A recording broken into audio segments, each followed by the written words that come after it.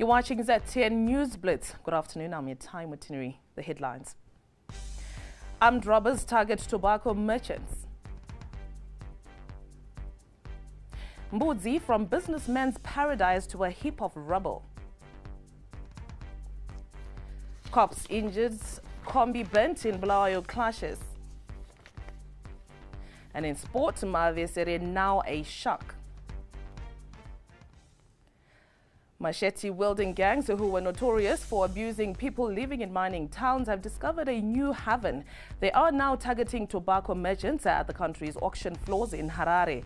The robbers are so daring that this past week a security officer was severely assaulted and stabbed while trying to save a farmer whom they had attacked. The situation is being worsened by the absence of police during the night when farmers are left to protect themselves in open shelters, with some sleeping along the railway lines in Lochinvar, a suburb in Harare's southwestern area. ZTN spoke to victims and some farmers who witnessed the robberies. Atina polisi atosangana nayo asi manye matsotsi ndaninga wanda polisi hakuna kusekiwa kwavanenge vachita, saka masikati ndipo pavanenge vachinetsa varimi, manheru hakuna varimi havasi kunetswa, vanenge vachibirwa. Makoronyera yari kutenderera paya ndozvavari kuita izvo, vakutorera mari yeye yakasiyana yamunenge mawirirana. Tozouya pane mumwe shamwari yangu inini akabirwa achibva kumabhengi kuku, kutorerwa mari yeye saka swabanga apa pasaidi pachibuku apa. Harare Police spokesperson Inspector Tendai Mwanza speaks. Zimbabwe Republic Police would like to appeal to all tobacco farmers who are coming to sell their crop in Harare to ensure that they always travel during the day. It is because we have registered an increase in armed robbers and other robbery cases where tobacco farmers are targeted during the night. In that regard, any tobacco farmer who may face any challenges should get in touch with any nearest police station and also to report to any nearest police station if involved in any issues to do with the robbery case. Staying in Lochinvar, an unfortunate family is counting its losses after their house was destroyed in an inferno recently following a suspected electrical fault. When the fire department arrived, damage had already been done. With Zimbabwe in the middle of the winter season, Temba Moyo and his family are living in the open. He poured his heart out to ZTN correspondent Lloyd Ndemo.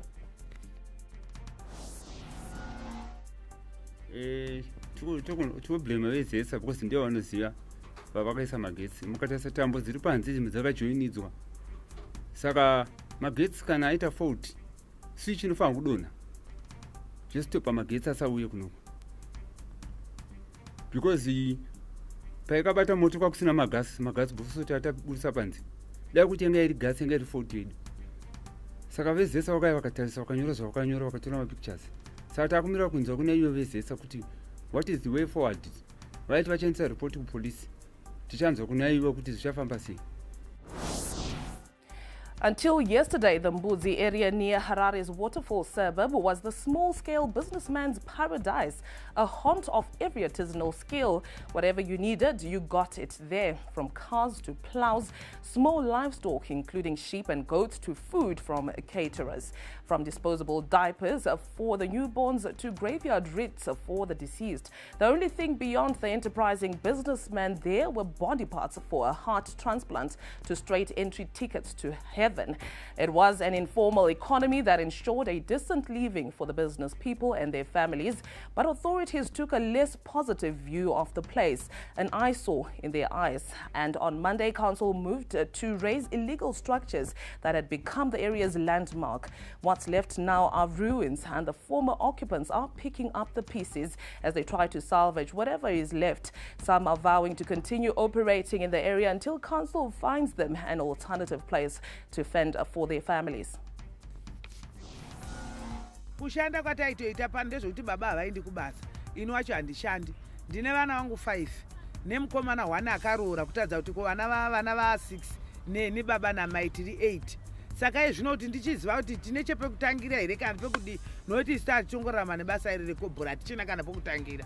Zvatotiomera mukati memhuri yedu toita sei. Ai zvacho ndibatsira nokuti nanjiwano rubatsiro rwangofanira nekuti unenge wagwana pekutangira hauchati mhomzi chindipai mari inotenga mapush, hauchati mhomzi ndipai mari yakati. Unenge uchiwanawo shomoya, unenge uchiwanawo unenge wakwanope uchibatsirika nawo muupenyu, uchitoono notata almost 7 years tichandawo panapa. One of the landmarks at the Mbuzi area was a helicopter built by Daniel Chingoma. The chopper now stands even taller above the rubble after council offered Chingoma some reprieve and spared his machine, at least for now. Chingoma is a relieved man, but however he alleges widespread corruption in council, which he said has led to the proliferation of illegal structures at the site. Kozoti tine rimwe futi dambudziko rekuti kuHarare City Council kwazara mabogus officers anouya kuvanhu vachinyepera kuregulariza, votopa vanhu malease agreements efeki. Saka vanhu votofunga kuti isusu tiri kuzikanwa neHarare City Council, yet the very boss, the very City Council, the authority itself is not aware. Vanotoprinta mareceipt nemalease agreements avanouya vachitopa vanhu. Saka muri kuona kuti vanhu vese they are fooled kuti vari regularize neHarare City Council, yet at the end of the day they are not even known neHarare City Council yacho.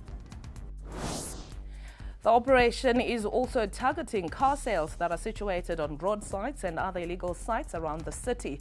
We spoke to one car sale owner, Godfrey Makamure of Punjab Motors, on the prospects of their business being affected.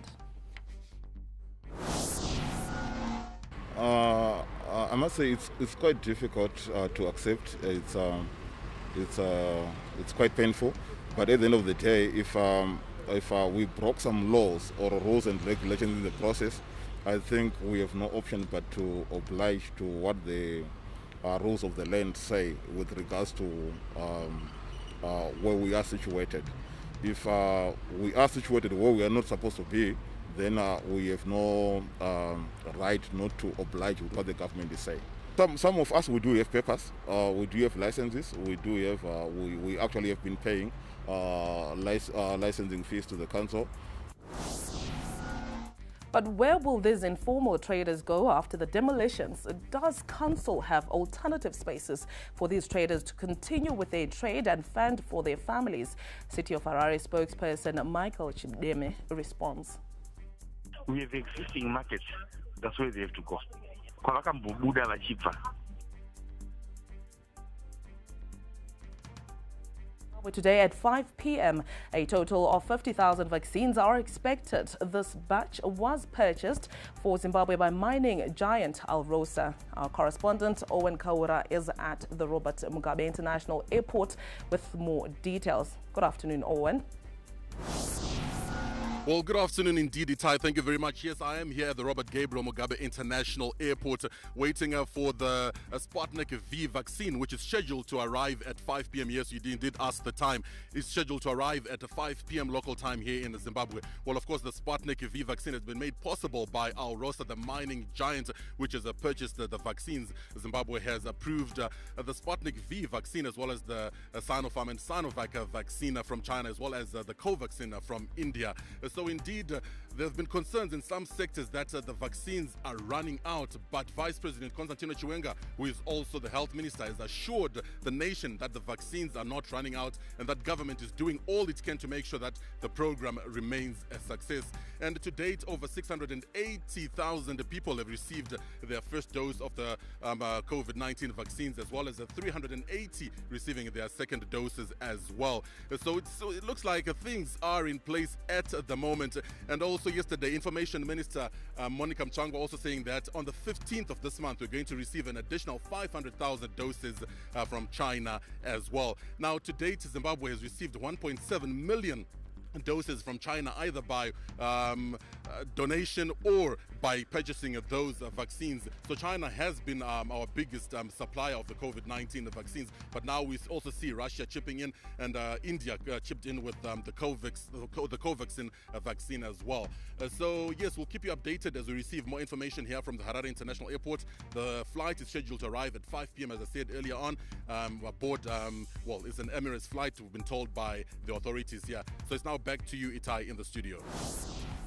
Thank you very much, Owen. 2 commuter omnibuses were burnt to shells in Zimbabwe's second largest city, Bulawayo, earlier today following clashes between police and illegal foreign currency traders.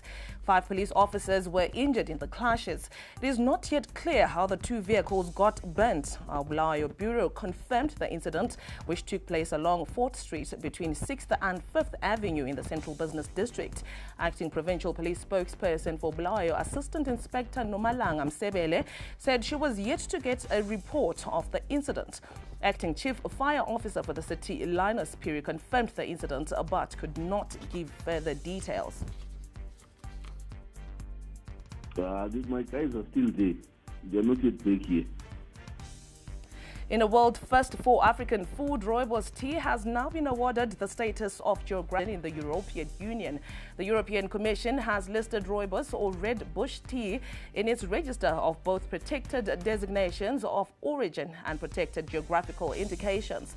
This means that the tea can only be labeled as rooibos or red bush tea if it is made using dried leaves of 100% pure rooibos that has been cultivated or wild harvested in designated local municipalities of South Africa's Western and Northern Cape provinces. Rooibos has joined the likes of champagne and Irish whiskey to be included in the EU's geographical indication register. Still in South Africa, health authorities say they have not been able to confirm that a Gauteng woman has given birth to 10 babies.